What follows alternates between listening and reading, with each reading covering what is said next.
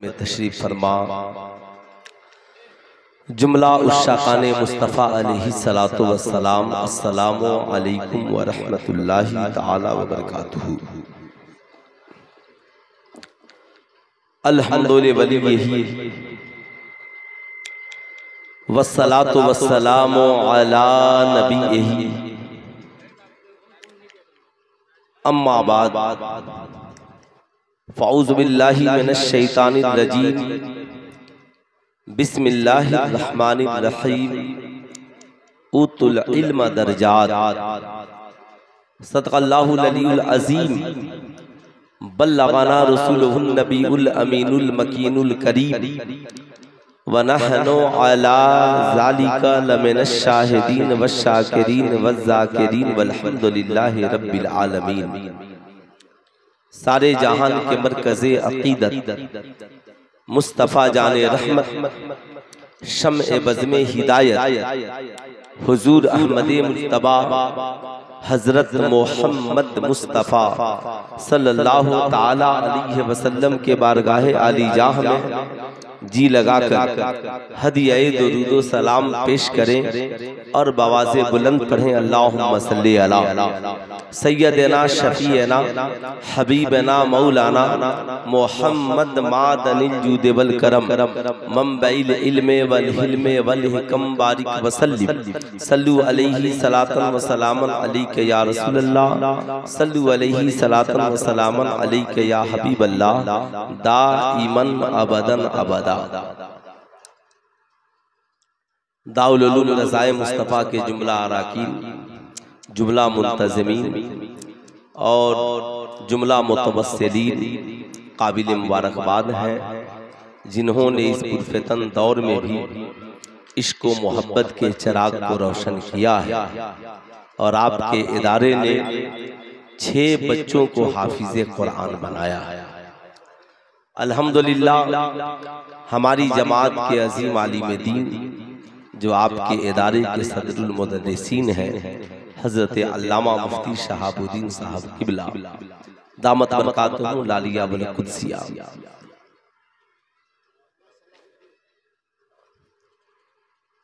मौलाना सलाहुद्दीन साहब किबला, उनके अलावा जामिया के जुमला असातिज़े कराम पैकर खुलूस व वफ़ा हज़रत क़ारी खुशतर सहसरामी साहब किबला, नक़ीबुल मुल्क हज़रत मौलाना तारिक अनवर साहब किबला भागलपुरी, मुझसे पेशतर आपने शहबाज रज़ा नूरी को सुनने का शर्फ हासिल किया।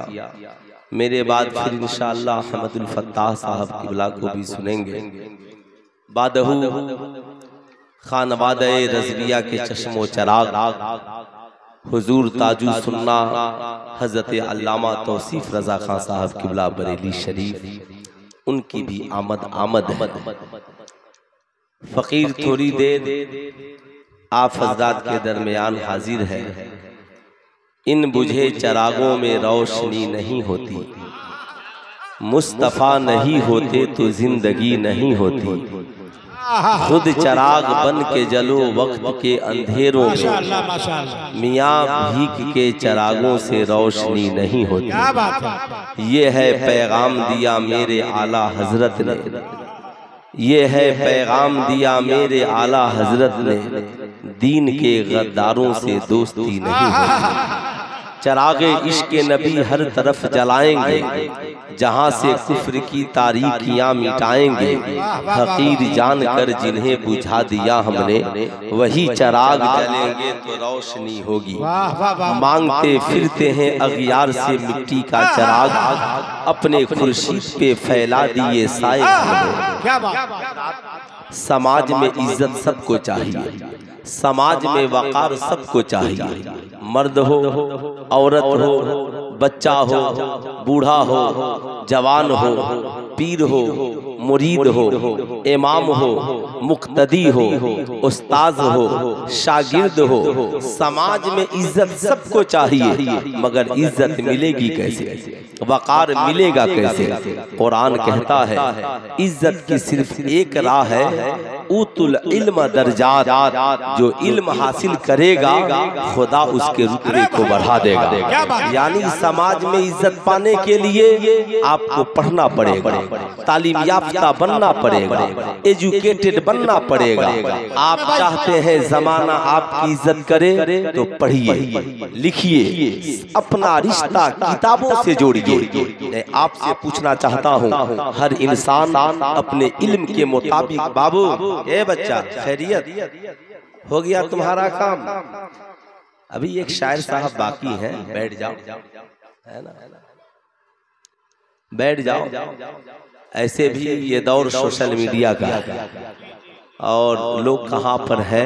इंशाअल्लाह जितना मेरे पास वक्त है फकीर कोशिश करेगा कि उतनी देर में आप हजरात की दहलीज तक कुछ बातें पहुँच जाएं। नात सुनना भी ज़रूरी है, नात सुनिए इसलिए कि उससे ईमान ताज़ा होता है, मगर तकरीर उससे ज़्यादा सुनिए इसलिए कि उससे किरदार जिंदा होता है। इसलिए किरदार को जिंदा करना बहुत जरूरी है, वरना ये ज़मीर मुर्दा हो जाएगा। मैं ये अर्ज कर रहा था, समाज में हर इंसान अपने इल्म के मुताबिक इज्जत पाता है। डॉक्टर अपने इल्म के मुताबिक, इंजीनियर अपने इल्म के मुताबिक, प्रोफेसर अपने इल्म के मुताबिक, राइटर अपने इल्म के मुताबिक, साइंटिस्ट अपने इल्म के मुताबिक, आलिम अपने इल्म के मुताबिक, मुफ्ती अपने इल्म के मुताबिक, हाफिज कुरान अपने इल्म के मुताबिक, कारी खुशिलहान अपने इल्म के मुताबिक। ऐसा नहीं होता कि जहां एमए पास की जरूरत हो वहां बीए पास को रख दिया जाए, जहां इंटर पास की जरूरत हो वहां मैट्रिक पास को रख दिया जाए, जहां मुफ्ती साहब की जरूरत हो वहां हाफिज साहब को रख दिया जाए, जहां हाफिज साहब की जरूरत हो वहां नाज़रा पढ़ाने वाले को रख दिया जाए। समाज में हर इंसान अपने इल्म के मुताबिक इज्जत पाता है, मगर आपने ऐसा नहीं देखा होगा कि डॉक्टर इंजीनियर के पीछे हाथ बांधकर खड़ा हो, इंजीनियर प्रोफेसर के पीछे हाथ बांधकर खड़ा हो, प्रोफेसर साइंटिस्ट के पीछे हाथ बांधकर खड़े हो। ऐसा नहीं होता कि एक महकमे के लोग दूसरे महकमे वाले के पीछे हाथ बांधकर खड़े हो, मगर जब हमारी कौम का कोई शहजादा आपके अजीम दाउल उलूम ज़ियाए मुस्तफा से हाफिज कुरान बनकर जब अपनी बस्ती को पलटता है और मस्जिद में मुसल्ला इमामत पे खड़ा होता है, तो क्या डॉक्टर, क्या इंजीनियर, क्या प्रोफेसर, क्या राइटर, क्या अमीर, क्या गरीब, पूरा समाज हाथ बांधकर उसके पीछे खड़ा हो जाता है। साहब मीडिया वालों ने एक डॉक्टर साहब से पूछा, डॉक्टर साहब मामला समझ में नहीं आता, आप इतने बड़े डॉक्टर हैं, भारत की सबसे बड़ी यूनिवर्सिटी से पढ़कर आप डॉक्टर बने हैं, लेकिन मैं देखता हूँ आप अपने चैम्बर में बैठे हैं, बस्ती के इमाम साहब आते हैं, आप हाथ बांधकर खड़े हो जाते हैं, मुहाफिज साहब आते हैं, आप उनके लिए खड़े हो जाते हैं, मुफ्ती साहब आते हैं, आप उनके लिए खड़े हो जाते हैं। आखिर आप आलिम साहब की इतनी इज्जत क्यों करते हैं? आपसे जब कुछ पूछा जाता है तो कहते हैं ठहरिए जरा इमाम साहब से पूछ लेने दीजिए, जरा हाफिज साहब से पूछ लेने दीजिए। डॉक्टर साहब ने कहा चाय पीजिए और बैठिए, आपको मामला समझ में आ जाएगा। आपको नहीं पता मैं डॉक्टर हूँ, मेरी इज्जत अपनी जगह है, लेकिन हमारे इमाम साहब आलिम दीन है, उनकी इज्जत अपनी जगह है। आपको नहीं पता मैं डॉक्टर बना हूँ, मेरे भाई साइंटिस्ट बने हैं, मेरी बस्ती में कुछ बच्चे इंजीनियर बने हैं, हम सबके पास इज्जत है, मगर हम लोग जो कुछ भी बने हैं ये दुनिया के इंसानों की लिखी हुई किताबों को पढ़कर बने हैं, और हमारे इमाम साहब दुनिया के इंसानों की लिखी हुई किताब नहीं, अल्लाह की नाजिल करदा किताब कुरान अजीम को पढ़कर इमाम साहब बने हैं। हमारे मुफ्ती साहब हदीस मुस्तफा को पढ़कर आलिम दीन बने हैं। याद रखिएगा कि दुनिया में कोई किताब कुरान का मुकाबला नहीं कर सकती, और कोई पढ़ा लिखा इंसान आलिम कुरान का मुकाबला नहीं कर सकता। तकबीर, पूरा मजमा हाथ उठाकर इस्तेमाल कर ले, इस्तेमाल करें हाथ उठाकर। नारे तकबीर, नारे रिसालत, अज़मत कुरान, मदरसा रज़ाए मुस्तफ़ा, अल्लामा मुफ्ती सुल्तान रज़ा साहब क़िबला। सुभान अल्लाह, सुभान अल्लाह। अब मैं ये अर्ज कर रहा था, दुनिया में डॉक्टर साहब ने कहा आप याद रखिएगा, मैं इमाम साहब की इज्जत इसलिए नहीं करता कि वो बहुत खूबसूरत है, वो बहुत हैंडसम है, उनकी पर्सनालिटी अच्छी है, वो बड़े अमीर हैं, उनका खानदान आला है, बल्कि इमाम साहब की इज्जत मैं इसलिए करता हूँ कि अल्लाह ने उनके सीने को कुरान के इल्म से भर दिया है, अल्लाह ने उनके सीने को हदीस मुस्तफ़ा से भर दिया है। बस इसी हदीस ने इमाम साहब के रुतबे को बढ़ा दिया है, इसी कुरान की तालीम ने इमाम साहब के रुतबे को बढ़ा दिया है। मैं आपसे पूछना चाहूंगा, ऐ मेरी कौम के शहजादों, दुनिया में जहाँ जहाँ हम तालीमी इदारे हैं वहाँ वहाँ तालीमें होती हैं, मगर आपने देखा है हर इंसान के लिए सब्जेक्ट अलग है, किताबें अलग है, डॉक्टर के लिए सब्जेक्ट अलग, किताबें अलग, इंजीनियर के लिए सब्जेक्ट अलग, किताबें अलग, साहब साइंटिस्टों के लिए सब्जेक्ट अलग, किताबें अलग, कॉमर्स पढ़ने वालों के लिए सब्जेक्ट अलग, किताबें अलग। अच्छा साहब मैट्रिक के लिए किताबें अलग है, इंटर के लिए किताबें अलग है, बीए के लिए किताबें अलग है। जाहिर सी बात है आपने ऐसा नहीं देखा होगा मैट्रिक में पढ़ने वाला इंटर की किताबें पढ़े, इंटर में पढ़ने वाला बीए की किताबें पढ़े, डॉक्टर इंजीनियरिंग की किताबें पढ़े, इंजीनियर साइंटिस्ट की किताबें पढ़े, नहीं, सबकी किताबें अलग अलग है, सिलेबस अलग अलग है। मगर दुनिया में एक किताब ऐसी तलाश कर लाइए कि डॉक्टर भी उस किताब को पढ़ रहा हो, इंजीनियर भी उस किताब को पढ़ रहा हो, प्रोफेसर भी उस किताब को पढ़ रहा हो, साइंटिस्ट भी उस किताब को पढ़ रहे हो, ऑक्सफोर्ड यूनिवर्सिटी में पढ़ाने वाला भी उस किताब को पढ़ रहा हो, अल जामियातुल अशरफिया में पढ़ने वाला भी उस किताब को पढ़ रहा हो, अलीगढ़ मुस्लिम यूनिवर्सिटी में पढ़ने वाला भी उस किताब को पढ़ रहा हो, बनारस की हिंदू यूनिवर्सिटी में पढ़ने वाला भी उस किताब को पढ़ रहा हो, और आपके दारुल उलूम रज़ाए मुस्तफ़ा में पढ़ने वाला भी उस किताब को पढ़ रहा हो, औरत भी उस किताब को पढ़ रही हो, मर्द भी उस किताब को पढ़ रहा हो, बच्चे भी उस किताब को पढ़ रहे हो, बूढ़े भी उस किताब को पढ़ रहे हो। आप कहेंगे मौलाना दुनिया में ऐसी किताब कोई इंग्लिश में नहीं है, कोई हिंदी में नहीं है, कोई साइंस में नहीं है, कोई मैथमेटिक्स में नहीं है, कोई कॉमर्स में नहीं है, ऐसी किताब दुनिया में सिर्फ एक है और उस किताब को कुरान अजीम कहा जाता है।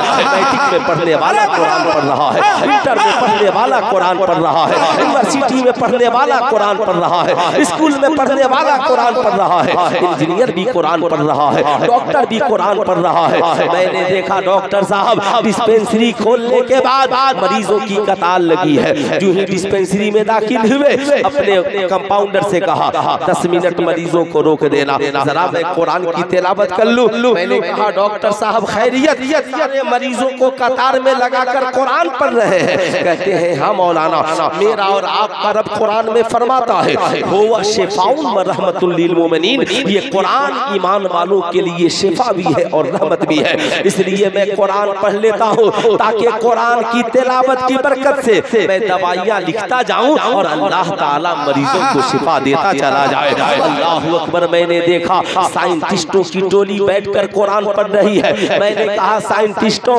आप कुरान क्यों पढ़ रहे हो? कहते हैं मौलाना अगर ये कुरान नहीं होता तो इंसान जमीन से उड़कर चांद तक नहीं पहुंचा होता, अगर ये कुरान नहीं होता तो इंसान की पैदाइश का पता नहीं चलता। ये कुरान ही तो है, साइंटिस्टों का वजूद बाद में है। कुरान ने 1450 बरस पहले कहा खोले का मीमाइन दाफिक, हमने इंसान को उछलते हुए पानी से पैदा किया है। यखरुजु बैन सुल्बे व तराइब, ये पानी मर्द के रीढ़ की हड्डी से निकलता है और औरत के सीने के दरमियान से निकलता है। मौलाना ये कुरान ही तो है जिसने 1450 बरस पहले कहा वल कमरी इज़्ज़त तसक लतरकबुन तबकन अन तबक फमा लहुम ला युमिनून। कसम है उस चमकते चांद की, एक जमाना आएगा लोग सवारी बनाएंगे और चांद के ऊपर चले जाएंगे। मौलाना ये कुरान ही तो है जिसने इंसान को बता दिया इंसान पैदा कैसे होता है, टेस्ट ट्यूब का इस्तेमाल कैसे होता है, ये सारी बातें कुरान में मौजूद है।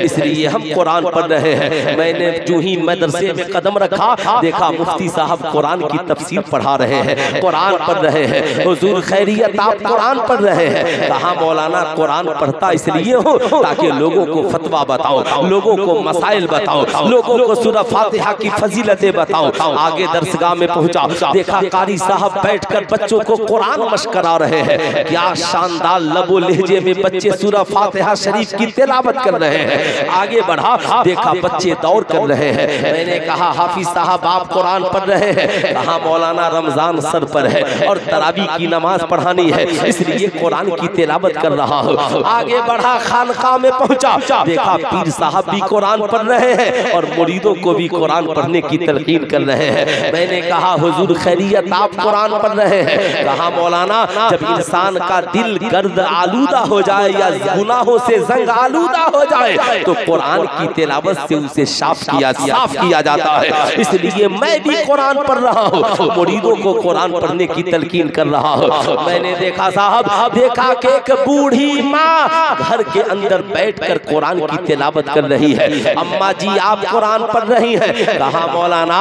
ये मेरा घर है और मैंने सुना है जिस घर में कुरान की तिलावत होती है उस घर में खुदा की रहमत का नुज़ूल होता है, उस वहां से शैतान फरार हो जाता है, इसलिए मैं कुरान की तिलावत करती हूँ ताकि मेरे घर वाले शैतान से महफूज हो जाए, मेरे घर में खुदा की रहमत का नुज़ूल हो। मैंने देखा साहब एक बच्चा कब्रिस्तान में खड़ा है और कब्रिस्तान में खड़े होकर बाप की कब्र पे कुरान की तिलावत कर रहा है। मैंने कहा साहबजादे खैरियत, ये कौन सी किताब है जो कुरान में, जो कौन सी किताब है जो कब्रिस्तान में पढ़ रहे हो? कहा मौलाना साहब दुनिया में जितनी किताबें हैं वो सब हिंदुस्तान में पढ़ने के लिए है, मगर ये कुरान है हिंदुस्तान में पढ़ो तो जिंदा कामयाब हो जाए और कब्रिस्तान में पढ़ो तो मुर्दा कामयाब हो जाए। अब मैं आपसे कहना चाहूंगा दोस्तों, किताब एक है, डॉक्टर अपने लिए अपने हिसाब से पढ़ रहा है, इंजीनियर अपने हिसाब से पढ़ रहा है, प्रोफेसर अपने मकसद के लिए पढ़ रहा है, साइंटिस्ट अपने मकसद के लिए पढ़ रहे हैं, आलिम अपने मकसद के लिए पढ़ रहे हैं, मुफ्तियाने दीन अपने मकसद के लिए पढ़ रहे हैं, हाफिज़े कुरान अपने मकसद के लिए पढ़ रहा है, बूढ़ी माँ अपने मकसद के लिए पढ़ रही है, बेटा कब्रिस्तान में बाप की बख्शिश के लिए पढ़ रहा है। लाओ दुनिया में कोई ऐसी किताब एक हो इंजीनियर के भी काम आ जाए, डॉक्टर के भी काम आ जाए, प्रोफेसर के भी काम आ जाए, साइंटिस्टों के भी काम आ जाए, आलिमों के भी काम आ जाए और जाहिलों के भी काम आ जाए। आप कहेंगे मौलाना दुनिया में ऐसी कौन किताब है जो जाहिलों के काम आ जाए? दुनिया में जितनी किताबें हैं सब पढ़े लिखे लोगों के लिए है, मगर मैंने देखा कि आपकी बस्ती का एक शख्स कुरान पढ़ना नहीं जानता मगर कुरान लेकर के बैठा है, फूल लगाता है अल्लामा मुफ्ती सलाहुद्दीन साहब को, हजरत मैं बावजू हो गया हूँ, मुसल्ला बिछा लिया हूँ, कुरान लेकर बैठा हूँ, जरा हाफिज साहब को भेज दीजिएगा, आज मेरी तबीयत कर रही है, कुरान बैठ करके सुनो।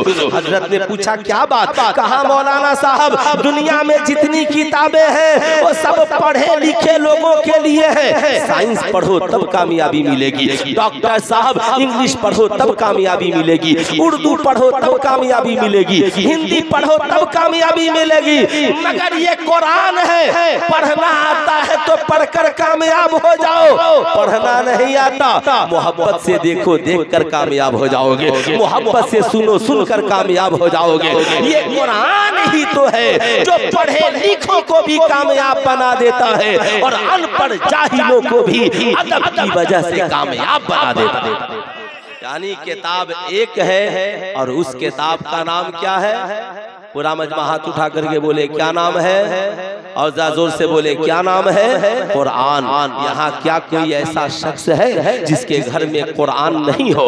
मगर क्या बात है, आज कुरान तो है मगर कुरानी तालीमात पे हमारे अमल नहीं है। आज हमारे पास कुरान तो है मगर कुरान की वो अजमत हमारे सीने में मौजूद नहीं है। क्या आपको ऐसा लगता है जिस पुरफितन दौर में हम और आप जी रहे हैं, आज बात मदरसों की आती है, हर शख्स मदरसे का हिसाब लेने के लिए पहुंच जाता है। जो ही मदरसे में एंट्री मारा और ऑफिस में पहुंचा, मुफ्ती सलाहुद्दीन साहब कहाँ है? हजरत ये बताइए यहाँ साइंस की पढ़ाई होती है? हजरत ने कहा होती है। इंग्लिश की पढ़ाई होती है, हिंदी की पढ़ाई होती है। आज हुकूमतें भी जोर दे रही हैं। अब इस दौर में अगर कोई ये कहे कि मौलाना फला चीज की पढ़ाई मदरसे में नहीं होती तो सुल्तान रजा कहना चाहेगा ये बेवकूफी की बात है। आज भारत की कोई यूनिवर्सिटी लेकर आइए जहाँ पे अल जामिअतुल अशरफिया के फारिगीन बहैसियत प्रोफेसर और टीचर बड़े बड़े इदारे और स्कूलों में मौजूद नहीं हो। अल्हम्दुलिल्लाह मदारिस के फारिगीन आज अपना इल्मी परचम पूरी दुनिया में लहरा रहे हैं। लेकिन आज आपके अपने ज़हन को बदलना होगा, आज आपको अपने कॉन्सेप्ट को बदलना होगा, आज अपने फिक्र में उजाला लाने की जरूरत है। मैं आपसे पूछना चाहता हूँ, आप मदरसे में आकर कहते हो मदरसे ने क्या किया है। मैं आपसे पूछना चाहता हूँ, मदारिस का जायजा लेने वालों, बेशक आप पूछते हो मदरसों ने क्या किया है या मदारिस के आलिमों ने क्या किया है। सुल्तान रजा आपसे भी पूछना चाहता है, मदारिस ने क्या किया। आज अल्हम्दुलिल्लाह अरकान दारुल उलूम रज़ाए मुस्तफ़ा ने 6 बच्चों को हाफिज़े कुरान बनाया है। अब ये 6 बच्चे यहाँ से फारिग होकर अपनी बस्ती को वापस पलटेंगे। 6 बच्चे 6 गांव में पहुँचेंगे, मगर इनका काम क्या होगा। अब ये एक बच्चा मदरसे का पढ़ने वाला आज उनसे मैं पूछना चाहूंगा, जब अपनी बस्ती में जाता है और खड़े होकर जुमे में खिताब करता है तो कौम वालों से कहता है, ऐ मेरे गांव वालों, मैं फला दारुल उलूम से पढ़कर आया हूँ, अल्लाह का करम है आप लोगों की दुआओं से हाफिज़े कुरान हो गया, आलिम दीन बन गया। मेरी आप लोगों से एक ही गुजारिश है, आप एक अल्लाह की इबादत करें, हुजूर सल्लल्लाहु अलैहि वसल्लम के बावफा उम्मती बनकर के जिंदगी गुजारे। इस्लाम में शराब पीना हराम है, इस्लाम में जुआ खेलना हराम है, इस्लाम में ज़ना करना हराम है, इस्लाम में सूद खाना हराम है, इस्लाम में नाच गाना बाजा हराम है, इस्लाम में जहेज मांगना हराम है। माँ के कदमों के नीचे जन्नत है, बाप जन्नत का दरवाजा है। आपस में रिश्तों को तोड़ कर नहीं, रिश्तों को जोड़ करके रहिए। अब मैं बताना चाहूंगा, आपके गांव में सैकड़ों बच्चों ने मैट्रिक पास किया होगा, इंटर पास किया होगा, बीए पास किया होगा, मगर 100 बीए पास करने वाले, इंटर पास करने वाले सारे बच्चे मिलकर गांव में कोई माहौल की बात नहीं करते, गांव में कोई इनकलाब लाने की बात नहीं करते, गांव में कोई चेंजिंग लाने की बात नहीं करते, घर में बदलाव लाने की बात नहीं करते। इंटर के पहले भी वही हालत, इंटर के बाद भी वही हालत, बीए के पहले भी वैसा ही कैरेक्टर और बीए के बाद भी वैसा ही कैरेक्टर। वही मोबाइल चलाना, वही पबजी गेम खेलना, वही नाच गाने बाजे देखना, वही माँ बाप की ना कदरी करना। मगर याद रखिएगा, सैकड़ों बच्चे आपकी बस्ती के स्कूल कॉलेज से डिग्रियां लेकर आए, मगर गांव में कोई इनकलाब नहीं आया। मगर एक बच्चा दारुल उलूम रज़ाए मुस्तफ़ा से पढ़कर गांव में गया है, लोगों को शराबी से नमाजी बना रहा है, लोगों को ज़ना से रोक रहा है, लोगों को जुआ से रोक रहा है। आपको मानना पड़ेगा, मदरसे का एक फारिग स्कूल के 100 फारिग शुदा बच्चों पे भारी पड़ता हुआ नजर आता है। इसलिए कि अकेले एक आलिम एक गांव बदलने की सलाहियत रखता है, एक बस्ती का मिजाज बदलने की सलाहियत रखता है, एक गांव का निजाम बदलने की सलाहियत रखता है।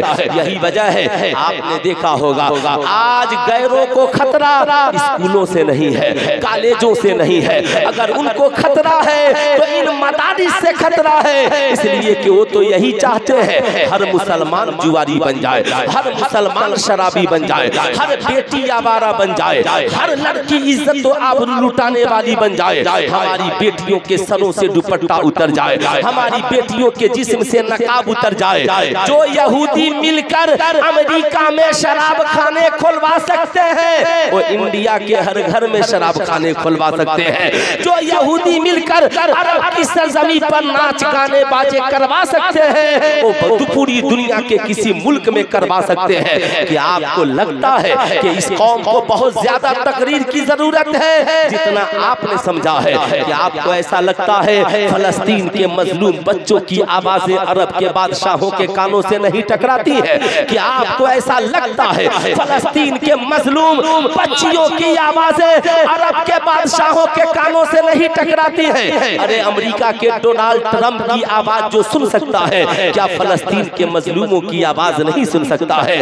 अमेरिका के अमीरों की जो आवाज सुन सकता है, फलस्तीन के मजलूम गरीबों की आवाजें नहीं सुन सकता? सुन तो रहे हैं, मगर उनका ज़मीर मुर्दा हो चुका है, उनका कैरेक्टर मुर्दा हो चुका है। वो भूल गए हैं कि हम ला इलाहा इल्लल्लाह मुहम्मदुर रसूलुल्लाह के पढ़ने वाले हैं। जैसे आज हमारी कौम ये भूल चुकी है हमारा आलिम खिताब में क्या कह रहा है, हमारा आलिम हमें किस तरफ लेकर के जाना चाह रहा है।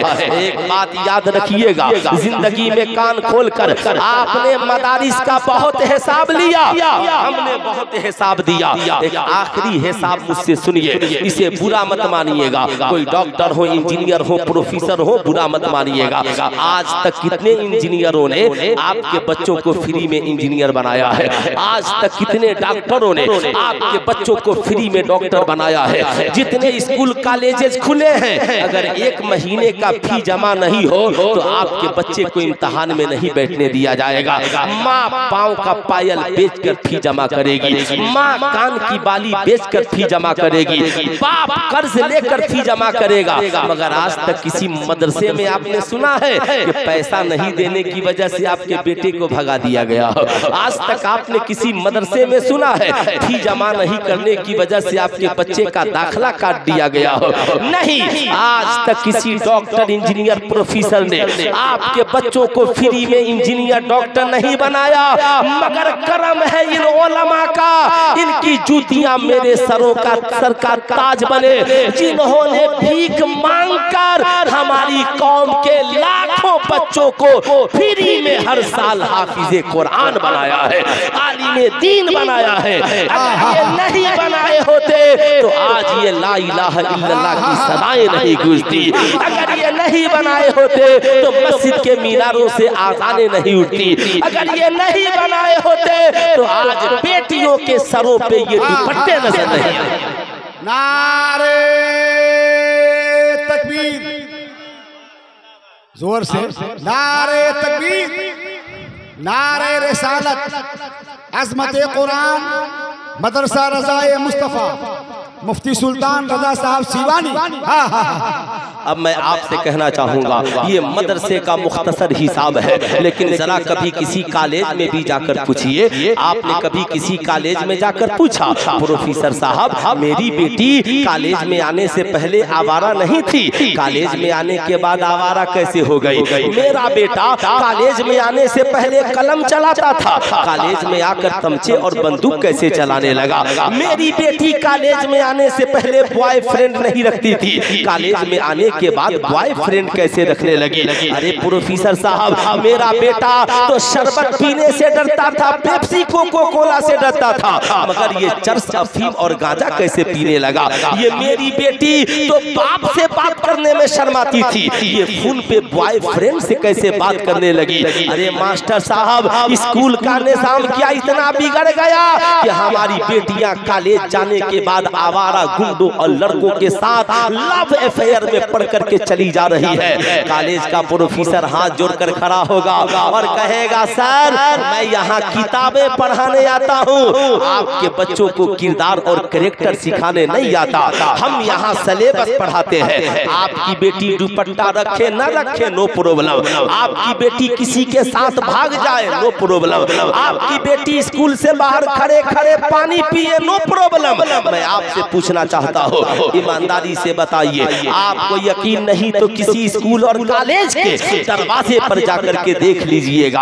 आप ईमानदारी से बताएं इंसान और जानवर के खाने पीने में क्या फर्क है? मुफ्ती सलाहुद्दीन साहब कहेंगे सुल्तान रजा इंसान और जानवर के खाने पीने में फर्क यही है, इंसान बैठकर दस्तरखान बिछाकर सरकार की सुन्नत के मुताबिक खाता पीता है, जानवर खड़े खड़े खाते पीते हैं, बैल खड़े खड़े खाता है, गधा खड़े खड़े खाता है, हाथी खड़े खड़े खाता है, गाय खड़े खड़े खाती है, बकरियां खड़े खड़े खाती हैं। यही हाल अगर कॉलेज में पढ़ने वाले लड़के और लड़कियों का भी है, ये भी गाय की तरह खड़े खड़े खाएं, ये भी घोड़े की तरह खड़े खड़े पानी पिए, ये भी जानवरों की तरह खड़े खड़े खाए पिए। तो जो तालीम इन्हें इंसान से जानवर बना दे, जो इंसान इन्हें खाने, जो तालीम इन्हें खाने पीने का तमीज न सिखला सके, सके वो इंसान को बावकार बनाने में कितना आपके वकार को जिंदा कर सकती है। हाँ, मैं ये कहना चाहूंगा,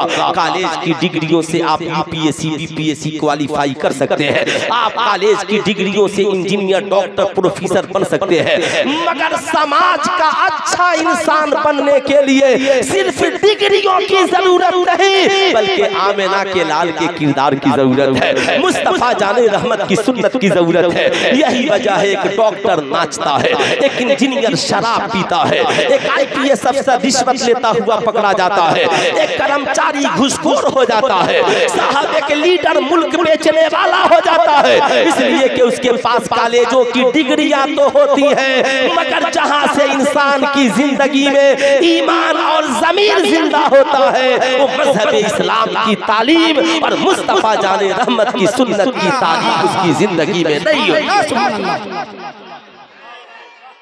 या रसूल अल्लाह जिंदाबाद जिंदाबाद। इसलिए मैं आपसे कहना चाहूंगा कि आपने कभी पूछा है एक कॉलेज के प्रोफेसर साहब मेरी बेटी भाग कैसे गई? आपको ये मानना पड़ेगा कि आप कॉलेजों में चले जाएं, नर्सरी से लेकर पीएचडी तक जितनी पढ़ाइयाँ होती हैं, कहीं ये नहीं पढ़ाया जाता कि बाप की इज्जत क्या है, माँ की इज्जत क्या है, खानदान की इज्जत क्या है, भाई बहन की इज्जत क्या है, मजहब व मिल्लत की इज्जत क्या है। यही वजह है कॉलेज में पढ़ने वाली 20 साल की जवान लड़की अपने माँ बाप के 20 साल की मोहब्बत को लम्हों में कदमों से रौंद कर आवारा आशिक के साथ फरार हो जाती है, इसलिए कि उसकी जिंदगी में इस बात का एहसास नहीं होता कि मेरे बाप ने भी मेरे लिए कुछ किया है, मेरी माँ की भी जिंदगी में कोई अहमियत है। मगर मैं आपसे कहना चाहूंगा, क्या हम इस बात का रोना रोएंगे हमारी बेटियां भाग गई? क्या हम इस बात का रोना रोएंगे हमारे बच्चे चरस अफीम और गांजा पीने लगे? क्या हम सिर्फ इस बात का रोना रोएंगे माशरा बिगड़ रहा है? क्या हम सिर्फ इस बात का रोना रोएंगे हमारे नौजवान बिगड़ रहे हैं? लेकिन इसका हल क्या होगा? स्कूलों में सीरत नहीं पढ़ाई जाएगी, इसलिए कि मैं खुद स्कूल का एक टीचर हूँ। आप याद रखें, आपकी बेटियों के सरों पे दुपट्टा नहीं डाला जाएगा, इसलिए कि खुद वहाँ पढ़ाने वाली महिला टीचर अपने सर पे दुपट्टा नहीं रखती है, वो आवारगी की बात करती है, वो बेहयाई की बात करती है, वो नाचने और गाने की बात करती है। अब मैं आपसे कहना चाहूंगा, लेकिन आपको अपनी बेटी को बाहया, अरे बोलिए बाहया बनाना है कि नहीं बनाना है? हाथ उठा करके बोलिए बाहया बनाना है कि नहीं बनाना है? जितने लोगों को बनाना है जरा हाथ उठाकर बोलिए बेटियां बाहया होंगी कि नहीं होंगी? जाहिर सी बात है, लेकिन आप सब ने हाथ नहीं उठाया। मुझे इस बात पे ताज्जुब है कि आपका ये मुतालबा नहीं है कि हमारी कौम की बेटियां बाहया हो। बोलिए कितने लोग चाहते हैं कि कौम की बेटियां बाहया हो? सारे लोग हाथ उठाइए, पूरा मजमा हाथ उठाइए। कौम की बेटियां, क्या कहा था अकबर शर्म से गैरते कौमी में गिर गया, बेपर्दा नजर आई जो चंद बीवियां, पूछा के बीवियों तेरे दुपट्टे का क्या हुआ? बोली कि ये अक्ल पे मर्दों के पड़ गया। आप मुफ्ती सलाहुद्दीन साहब से पूछिए, मजार शरीफ पे चादर चढ़ाना फर्ज नहीं है, ये बुजुर्गों की अजमत की निशानी है। अगर एक चादर चढ़ गई मसला हल हो गया, ताकि पता चले ये अल्लाह के वली की कब्र है। 1 लाख चादरें चढ़ाना बुजुर्गों के मजार पर जरूरी नहीं है, मगर हर बेटी के सर पे दुपट्टा रखना, हाथ उठाकर बोलिए, हर बेटी के सर पे दुपट्टा रखना जरूरी है। हर माँ के सर पे आंचल जरूरी है, हर बीवी के सर पे आंचल जरूरी है। आपसे मैं पूछना चाहता हूँ, आप ईमानदारी से बताएं, बेटियों को आवारगी से रोका कैसे जाए? इन बच्चों को शराब, ज़ना और जुआ से रोका कैसे जाए? इन बच्चों के दिलों में माँ बाप की अजमत को बैठाया कैसे जाए? आप कहेंगे तो क्या सबको आलिम बना दिया जाए? क्या सबको हाफिज़े कुरान बना दिया जाए? मैं कहूँगा नहीं, मैं ये नहीं कहता, लेकिन कम से कम हर घर में एक बच्चे को आलिम जरूर बनाए। एक बच्चे को हाफिज जरूर बनाइए। आप ईमानदारी से बताइए, एक गांव की हिफाजत के लिए आप क्या करेंगे? आपकी ये जो बस्ती है ना, बहुत नाम लेते हैं शहबाज नूरी साहब, इतना नाम उन्होंने लिया कि मुझे नाम लेने की जरूरत नहीं है। आपकी बस्ती की हिफाजत के लिए आप क्या करेंगे? क्या एपीजे अब्दुल कलाम का मिसाइल लेकर के आएंगे? क्या आप हर घर में तलवार खरीद कर रखेंगे? मैंने सुना बहुत ज्यादा पुलिस वाले आपकी बस्ती में है। मेरा भी एक भाई एसएसबी में है, कभी कभी उस पावर का इस्तेमाल होता है। लेकिन मैं आपसे पूछना चाहता हूँ, क्या हथियार और बम बारूद खरीद कर रखिएगा गांव की हिफाजत के लिए? नहीं, ये दौर तलवार का नहीं है, ये दौर बम बारूद का नहीं है, ये दौर आधुनिक हथियार का नहीं है। वो यहूदियों का एजेंट है अमेरिका, जो हथियार बेच बेच कर सुपर पावर बन रहा है। हमने कभी हथियार बेचने की बात नहीं की। इस्लाम ने जब भी बात की है, शिक्षा की बात की है, तालीम की बात की है। आपसे मैं पूछना चाहता हूँ, इस गांव की हिफाजत के लिए आप क्या करेंगे? मैं आपसे पूछना चाहता हूँ, आज जमाना हमें क्या कहता है? असमानता कहता है। आज लोग हमें अकलियत कहते हैं। आज हमारे वजीरों को भी मुसलमानों को अकलियती वजीर कहा जाता है, हमें पसमानदा का वजीर कहा जाता है।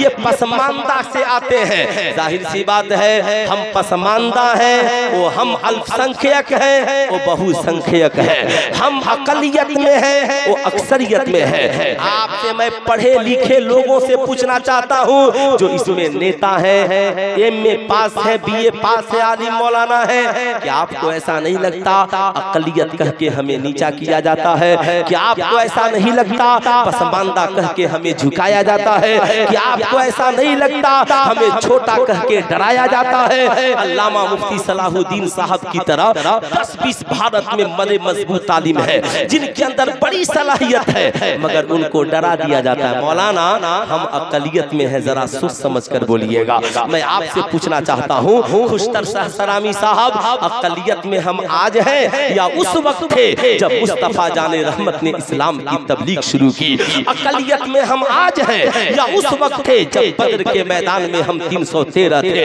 अकलियत में हम आज हैं या बदर और हुनैन में हम अकलियत में थे?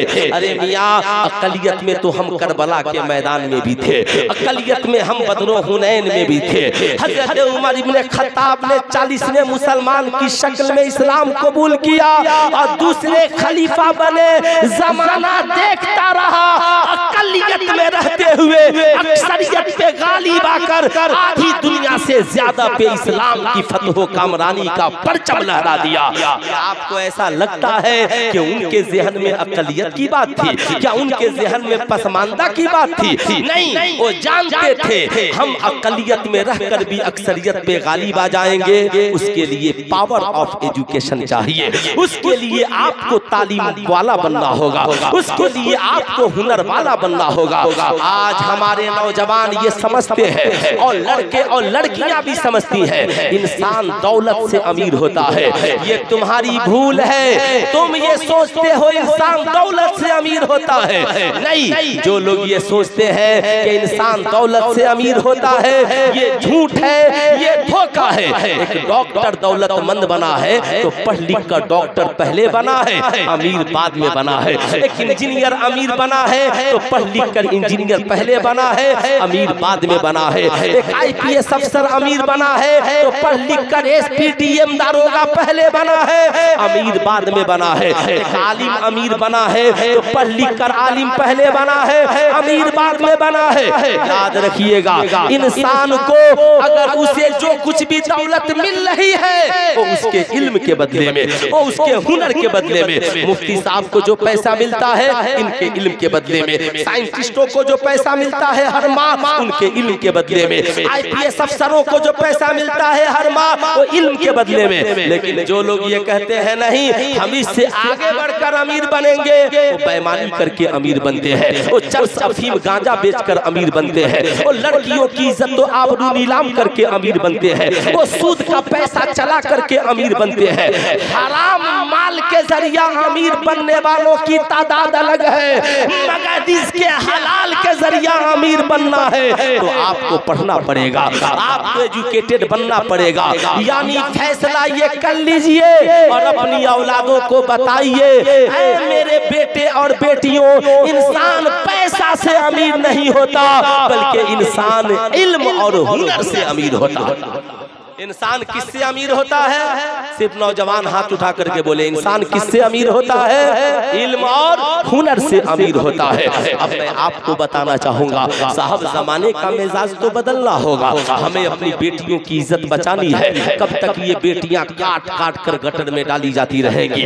कब तक हम अपनी बेइज्जती की नीलामी देखते रहेंगे? कि आपको ऐसा लगता है कि जब अखबार में छपता है कि जरीना कटरीना हो गई तो हमारा आलिम मुस्कुराएगा?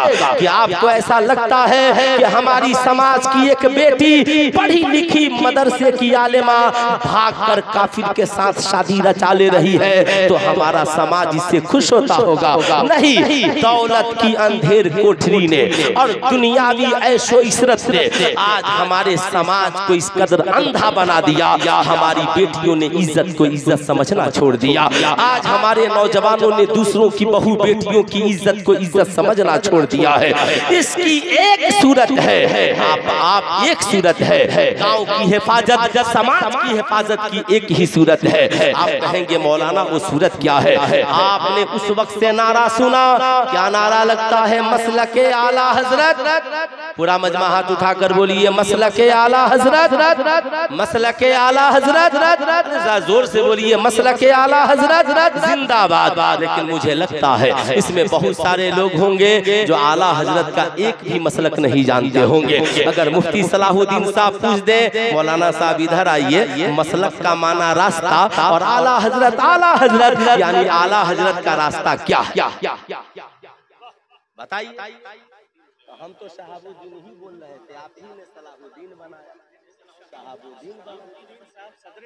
अच्छा, माशाअल्लाह। चलिए ठीक है, आपको जो बनाना है बनाइए। अब जरा गौर से पहले मेरी बात सुनिए। सलाहुद्दीन भी हमें कबूल है, शहाबुद्दीन भी हमें कबूल है। शहाबुद्दीन गौरी आ जाए तो हिंदुस्तान फतह है, सलाहुद्दीन अयूबी आ जाए तो बैतुल मक़दिस फतह है। कम से कम बनकर तो दिखाइए। अल्लाह का करम है, आपके इस इदारे में सलाहुद्दीन भी है और शहाबुद्दीन भी।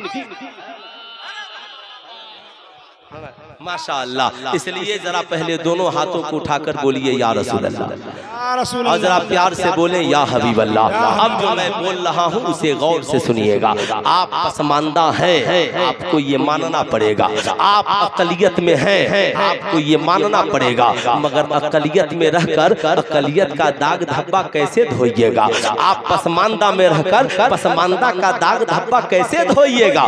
मुफ्ती शहाबुद्दीन साहब कहेंगे, पसमानदा का दाग धब्बा धोने का एक ही जरिया है कि हम अपने बच्चों को तालीम याफ्ता बनाए। आला हजरत ने लिखा, हमारी कौम के जो बच्चे तालीम हासिल कर रहे हैं उनकी तालीमी सलाहियतों की जांच कराई जाए, पता लगाया जाए वो क्या बनने के लायक है। अगर मदरसे में पढ़ रहे हैं तो आलिम बनने के लायक है, हाफिज बनने के लायक है, मुफ्ती बनने के लायक है, मुहद्दिस, मुफस्सिर, मुफक्किर, मुबल्लिग जो बनने के लायक है। अगर दौरे जदीद में स्कूल में पढ़ रहे हैं तो आप उनकी तालीमी सलाहियतों की जांच कराइए। वो जज बनने के लायक है, IPS अफसर बनने के लायक है, वकील बनने के लायक है, दारोगा बनने के लायक है, सिपाही बनने के लायक है, डॉक्टर बनने के लायक है, इंजीनियर बनने के लायक है। जो ब्रिलियंट आपकी बस्ती के बच्चे हैं बनने के लायक हैं, उन करीम बच्चों को चुनिए और पैसा खर्च करके उन्हें कामयाबी की दहलीज तक पहुंचा दीजिए।